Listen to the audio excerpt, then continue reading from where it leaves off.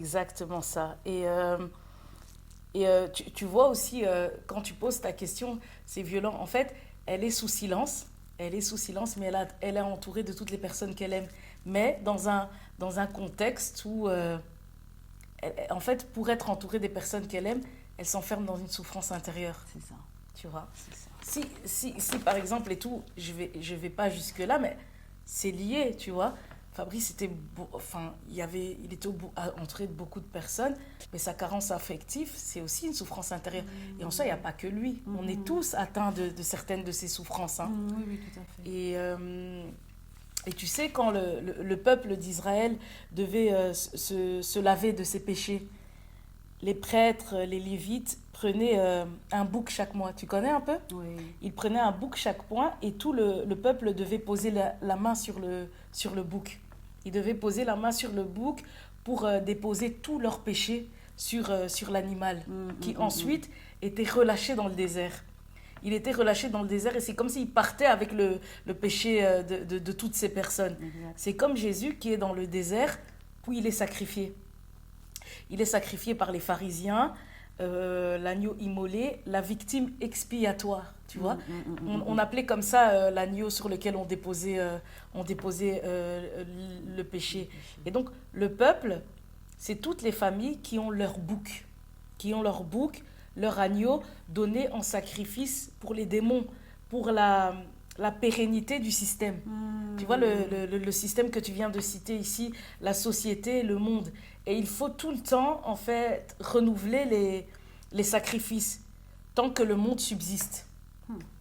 Les boucs au service de leur système, c'est à eux que Jésus, le Dieu des vivants, s'adresse. Et c'est c'est pour ça que Dieu dit à Abraham, quitte ton pays, ta patrie, parce qu'il sait que le mal est dans le cœur des hommes.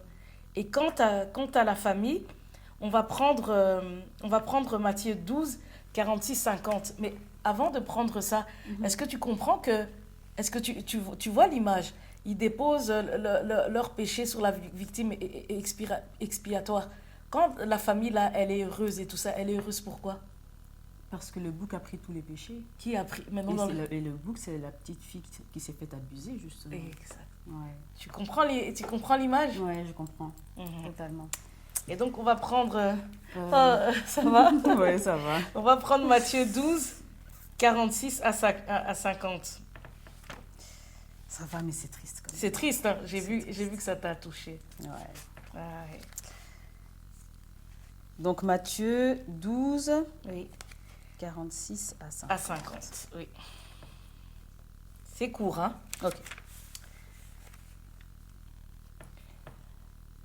C'est bon? Ouais, c'est bon. Comme Jésus parlait encore à la foule, sa mère et ses frères, qui étaient dehors, cherchaient à lui parler. Quelqu'un lui dit, ta mère et tes frères sont dehors et cherchent à te parler. Mais Jésus répondit à celui qui lui parlait, qui est ma mère et qui sont mes frères?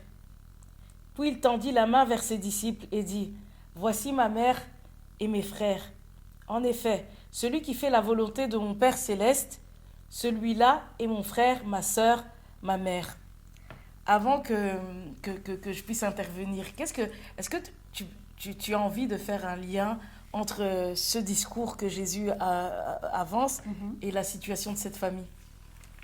Oui, parce que ici, Jésus peut être, je dirais, relié à cette fille qui a un père qui lui a fait du mal et qui n'est finalement plus son père. Et Pourquoi tu dis qu'il est finalement plus son père? qui n'a pas eu le rôle de père, on va dire. Ok. Et Mais si, enfin, elle a dit qu'elle a reçu émotionnellement parlant.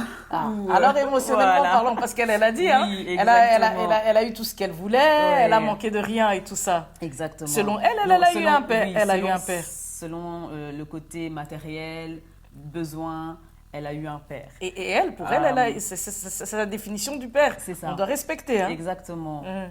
Mais du coup, c'est sa définition du père peut-être en étant pas encore consciente qu'elle est le bouc. on va dire. Oh, c'est bien dit. Mais du coup, quand elle passe à cet état de conscience qu'elle est le bouc, qu'elle est abusée, ben, cette définition de père n'a plus sa place, on va dire. Pourrait ne plus avoir sa place. Bien vu.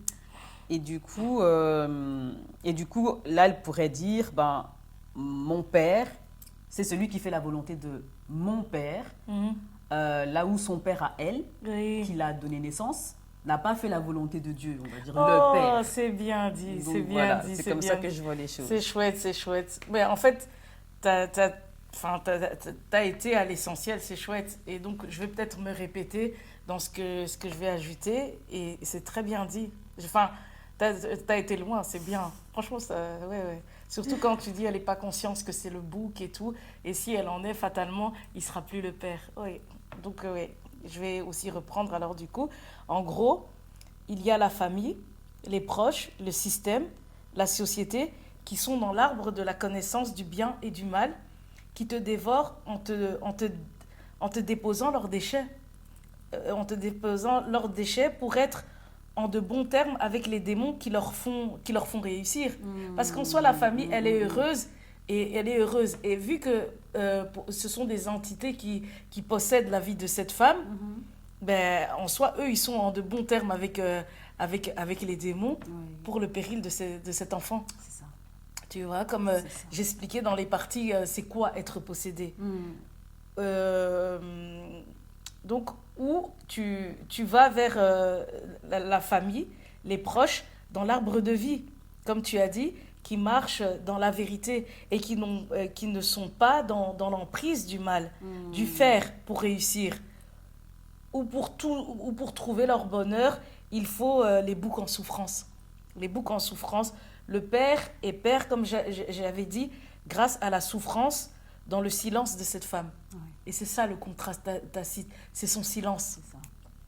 C'est ça la gloire de l'ivraie, au travers du serpent qui se nourrit du bon grain. Le bon grain qui est cette fille. Et le serpent avec tous ses acolytes, hein, les acolytes, les entités, parce que tant qu'elle va mal, ben, eux ils vont bien. Et du coup, les autres peuvent bénéficier de cette vie matérielle. Vous comprenez un peu, tu vois, là, j'explique de façon plus concrète le sens des pactes. Exactement.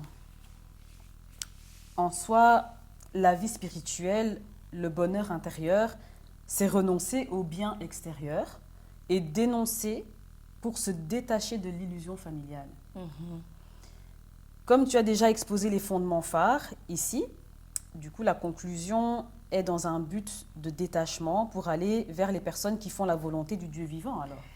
Exactement, c'est un peu ça. Okay. Mais après, il faut pas se dire qu'il faut pas aimer le matériel.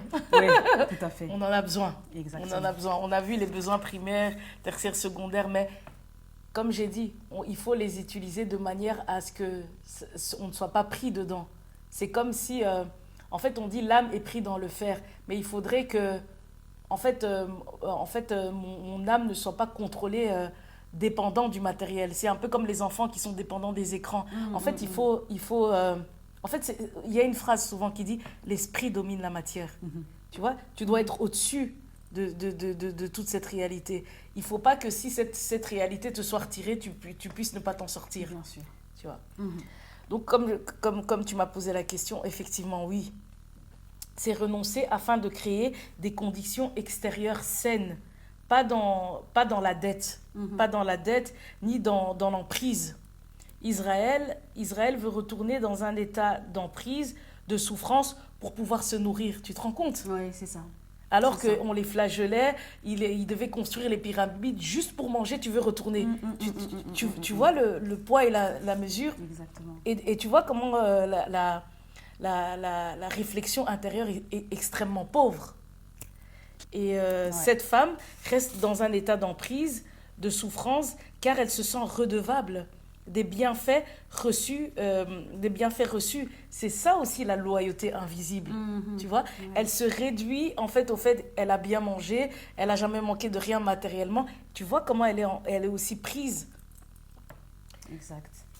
Satan a fait croquer la pomme, mais regarde tous les dégâts occasionnés dans une famille, une descendance.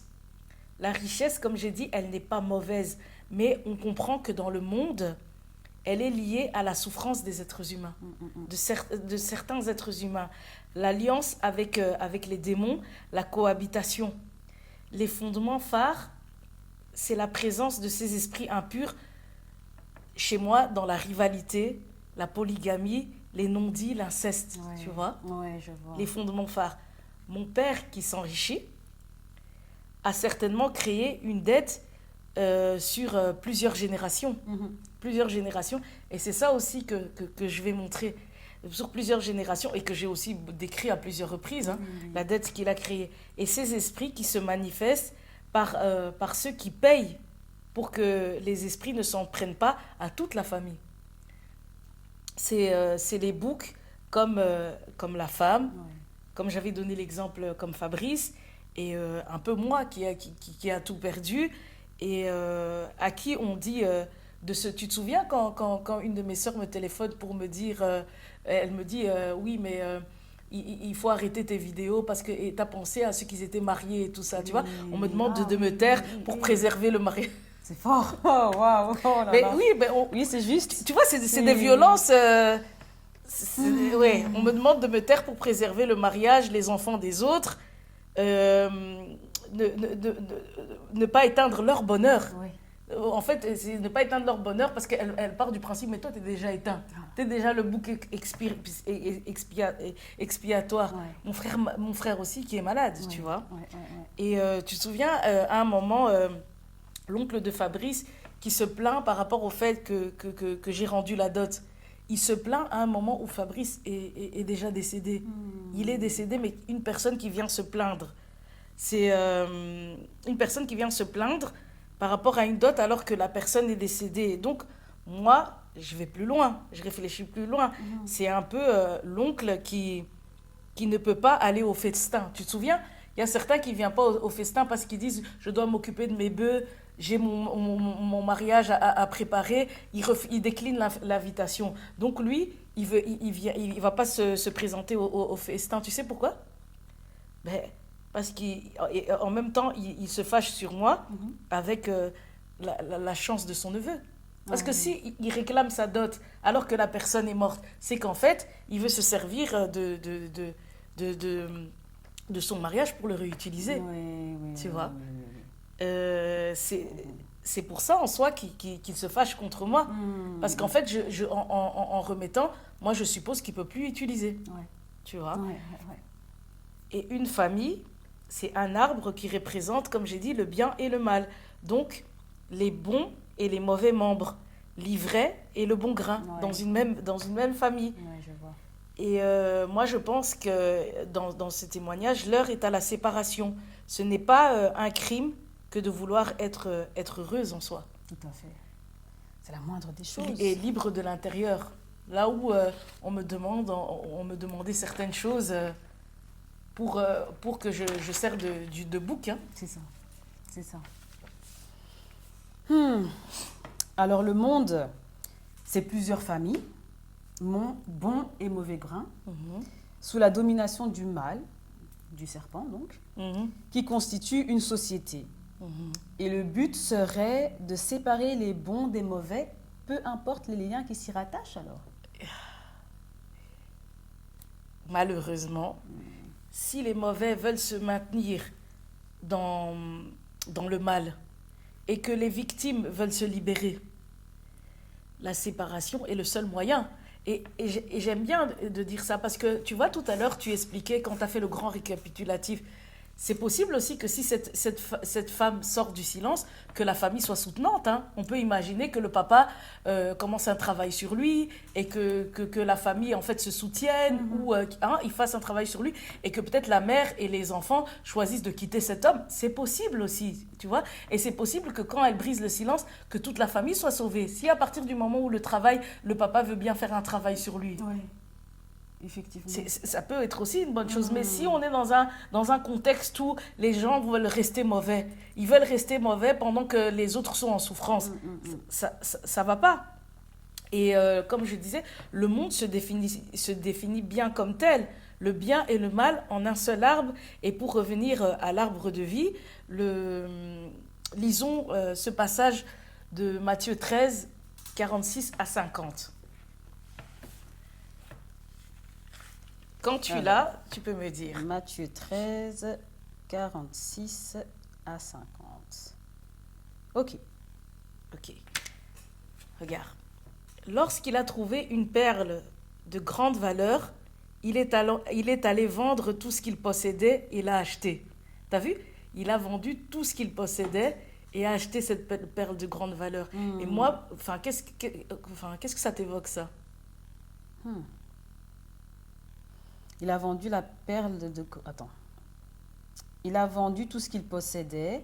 Mais par rapport à l'histoire de la fille, c'est comme si le fait de dire ce qui se passe, c'est comme si elle vendait tout ce qu'elle possède, vu que c'est la famille pour laquelle elle était attachée depuis enfant, qu'elle vend pour avoir cette perle de grande valeur qui est quoi? Son bien-être intérieur, son bonheur, exact. C'est beau. Sa vie, quoi. C'est aussi bien vu. Et tu vois, en fait, t'entraîner comme ça, c'est pour inciter aussi à ramener la Bible à la vie de tous les jours, à nos problèmes, en fait. Il faut oser. Tu vois que c'est possible, tu vois. Et même par rapport à Moïse, en soi, il a vendu tout ce qu'il possédait. Quand il retourne en esclavage et tout ça, il a vendu cette vie d'opulence et tout ça. C'est pas facile, hein. C'est ça. Et quand on parle de Jésus, on dit il s'est fait pauvre du riche qu'il était. En fait, si on suppose qu'il était roi, il est venu sur terre pour se retrouver dans une étable, tu vois. Et donc, le prix de la liberté, c'est être capable de perdre une part. Parce qu'en soi, et aussi, c'est vrai que tu dis sa famille, mais elle doit aussi renoncer à tout ce qu'elle a acquis. Oui, elle avait eu une belle vie et tout ça, mais voilà. Et le royaume des cieux ressemble encore à un filet jeté dans la mer et qui ramène des poissons de toutes sortes. Quand il est rempli, les pêcheurs le tirent sur le rivage et s'asseyent. Puis ils mettent dans des paniers ce qui est bon et jettent ce qui est mauvais. Ah ouais. Qu'est-ce que tu as envie de me dire par rapport à ça? De toutes sortes. De toutes sortes, pour moi, c'est lié au bon grain et au mauvais grain. Exactement. Et alors, après, il faut trier le bon grain du mauvais grain. Ouais, c'est ce que je vois, en tout cas. Et à la fin, le texte parle de lui-même. Hein. Il en ira de même à la fin du monde. Donc, ça veut dire que le monde, il est vraiment... Il a il a ses...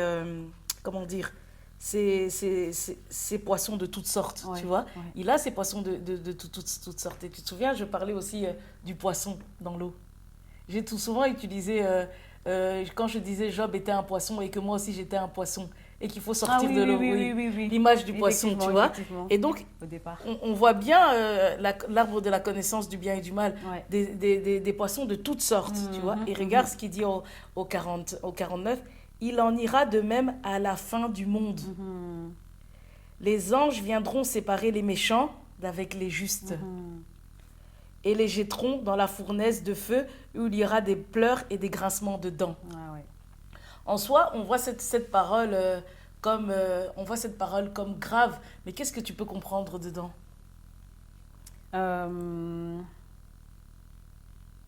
Que ceux qui seront restés comme étant le mauvais grain vont souffrir. Ils vont souffrir pourquoi? Parce qu'ils n'ont pas cherché à devenir un bon grain. Non, mais tu te rappelles que leur bonheur dépendait des boucs. Ah oui. Si les boucs sont plus là. Ah, c'est vrai. C'est tout simplement ça. Si les boucs sont plus là. Ouais, effectivement, du coup, ils souffrent. Et en soi, si les boucs sont plus là, c'est que les démons ont besoin de... En fait, pour se sentir bien, ils ont besoin d'habiter des corps. S'il n'y a personne pour négocier avec les démons, s'il n'y a plus de bouc expiatoire, les démons vont aller où? C'est pour ça qu'on dit qu'ils seront jetés au feu et tout ça, c'est la description de la présence des esprits impurs.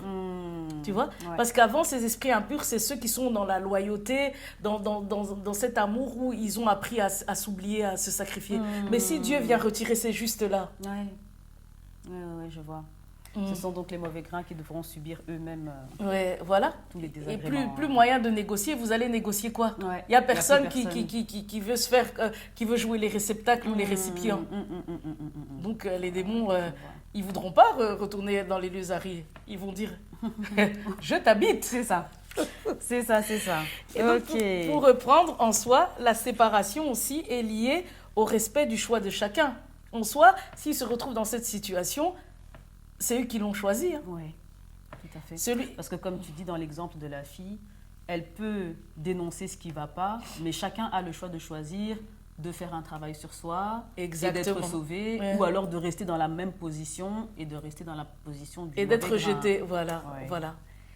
Et donc, celui qui veut rester, comme je parlais de choix, celui qui veut rester mauvais et celui qui veut s'en sortir doit être prêt à se libérer des chaînes familiales, tu vois.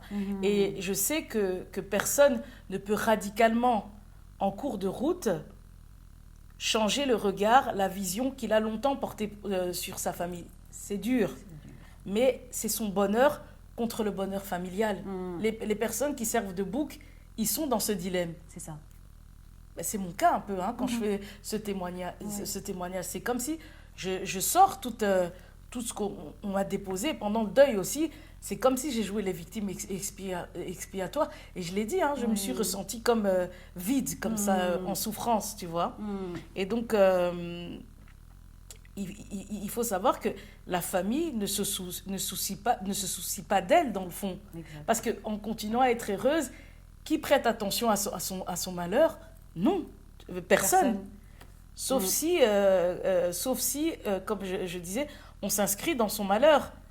Moi qui me tais, par exemple, et Fabrice qui comblait sa carence en aidant jusqu'à s'oublier. Oui. C'est aussi une manière de se taire et d'être loyal envers son entourage, tu vois. Ouais. Ces fonctionnements sont les signes d'un statut de sacrifié. Et Jésus a de la place pour cette personne à son festin. Ah, t'es mignonne, pourquoi tu ris comme ça? Ben, ça fait plaisir à entendre. Et regarde, et comme il sait aussi que ça va être dur de couper, de couper avec les membres de la famille, il promet même une famille. Il dit, voici mon frère, voici ma mère. Donc il dit que vous aurez une famille. Ouais. Il le promet, il promet une famille à celui qui ose se retirer en son nom. À celui qui fait la volonté de son père, tu vois. Tout à fait. Regarde, Fabrice, et il aimait bien se donner ce nom-là, monsieur le maire international et tout, se comportait dans sa famille comme au sein de la société. Il occupait la place généalogique comme je disais, comme en société. Et on est tous dans un fonctionnement pareil, comme je t'avais expliqué au début. Ouais. Son oncle se réjouissait de me voir gérer les enfants seul. Il se réjouissait de ça parce que tu te souviens, hein, à un moment, sa fille qui vient me dire oui, mon père il a dit maintenant on va voir comment elle va faire sans que Fabrice est là, on va voir comment elle va faire avec les enfants. En soi, pour moi, quand il parle comme ça, il percevait le fait que Fabrice soit souvent avec ses enfants comme une domination de ma part. Une domination. Il projetait pour moi il projetait son fonctionnement sur moi. Mais en soi, moi, je n'ai pas besoin d'asservir les autres pour exister. Je me suffis à moi-même, en fait. Ce qui, pour moi, selon moi, cet oncle n'est pas capable, en fait. Il a besoin, en fait, pour exister, d'asservir les autres. Parce que cette projection qu'il faisait par rapport à Fabrice ne me concerne pas. Tu vois vraiment que c'est le genre de personnes qui ont besoin d'avoir des victimes expiatoires pour être heureux. Moi, je me contente de mon propre bonheur. Tu vois là, tu vois aussi comment on peut détecter certaines personnes. Exact.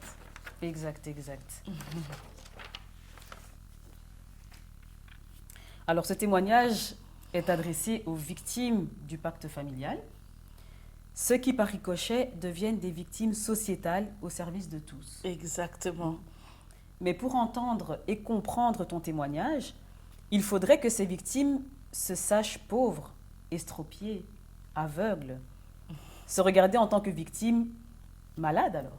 Oui, en tant que victime ou en tant que malade, Ouais. effectivement. Exactement. Et pour ça, je te propose de lire l'histoire de l'aveugle-né dans la Bible. Ok. C'est Jean 9, 1 à 23. C'est un peu une grande lecture, mais bon, Ok. on va l'animer comme Très on fait bien. d'habitude. Alors Jean 9, Non, Jean 1, non oui, Jean 9. Oui. Jean 9, 1 à 1 23. à 23. Oui. Quand tu es prête, tu Ok. me dis. J'y suis. Jésus vit, en passant, un homme aveugle de naissance. Ses disciples lui posèrent cette question. Maître, qui a péché, cet homme ou ses parents, pour qu'il soit né aveugle? Déjà, quand on s'arrête là, est-ce que ça te parle? Juste dans le texte, hein, bon, si tu veux faire des liens plus loin, Attends. Qui a péché? Je sais pas, je dirais que... non, le but, c'est pas de répondre à la question, mais regarde en fait, le discours dans cette question. Il n'y a pas quelque chose qui te frappe à l'œil? La question, la manière dont elle est tournée. Dans le sens où le fait que l'enfant, enfin que l'homme soit aveugle, soit dû à ses parents ou à lui-même. Ouais, tu trouves pas ça bizarre? Ouais. Et ça parle de quoi, ça? C'est comme un sort jeté dû au fait que soit ses parents, soit lui ait péché. Oui, mais soit de ses parents et lui, si on reste dans le sujet principal, ça parle de quoi? La question, elle est tournée dans quel sens? On parle de transgénérationnel. Ah ouais. Ouais, effectivement. Tu comprends? Ouais, je vois. Tu vois? Je vois. Parce qu'on parle du Ah péché ouais. des parents ou lui. Ouais, Donc, tu vois comment la Bible aussi est dans la transmission. exact. Et en plus, il dit les parents ou lui. Donc, ils nous font comprendre que la faute des parents peut être en lien avec son aveuglement. Exact. Tu vois le transgénérationnel? Exact. Et c'est un exemple aussi que j'avais donné dans les parties précédentes. J'avais parlé aussi d'un aveugle né de naissance. Ouais. Vous voyez comment c'est important? Ok. Jésus répondit, ce n'est pas que lui ou ses parents aient péché, mais c'est afin que les œuvres de Dieu soient révélées en lui. Il faut que je fasse... Non, on va s'arrêter là. Ok. Cette partie 3, est-ce que ça te dit quelque chose? Euh, Rien que cette partie-là. Ben, je dirais que, je sais pas, ça me fait penser à si l'homme travaille sur lui, il se reconnaîtra en tant qu'aveugle et en se reconnaissant en tant qu'aveugle, ben, Dieu révèle en fait tout ce qui se passe dans cette famille. C'est vraiment ça, mais c'est vraiment ça. Et pourquoi là, on peut révéler la gloire de Dieu? Donc, on suppose que cet aveugle, il va travailler sur lui. C'est ça. Tu vois? C'est ça. Et regarde ce qui est fort. Hein. Ce n'est pas que lui ou ses parents aient péché. Et donc, en fait, il nous répond, Jésus, il nous répond, comme il est omniscient, omnipotent, omniprésent, il nous dit, en fait, chez lui, le transgénérationnel ne va pas continuer parce qu'il va faire un travail sur lui. Oh yes. Tu vois? Donc, cette phrase aussi, on s'arrête dessus parce qu'elle est importante. Ouais. Il nous dit, la gloire de Dieu va se révéler. Pourquoi? Parce qu'on comprend déjà que lui, il va se savoir aveugle. Génial. Et donc, Ouais. on sait qu'il va, il va accepter. Tu vois? Ouais. Et que du coup, la gloire de Dieu va se faire voir au travers de lui, quoi. exactement. Ouais, ok. Et donc, Dieu, il nous montre bien que l'arbre de la connaissance du bien et du mal n'aura pas d'emprise parce que lui, il se reconnaît. Yes. Là où il y a d'autres aveugles qui ne vont pas, la gloire de Dieu ne va pas se révéler parce qu'ils vont rester dans leur transgénérationnel. Ok. Oui. Yes.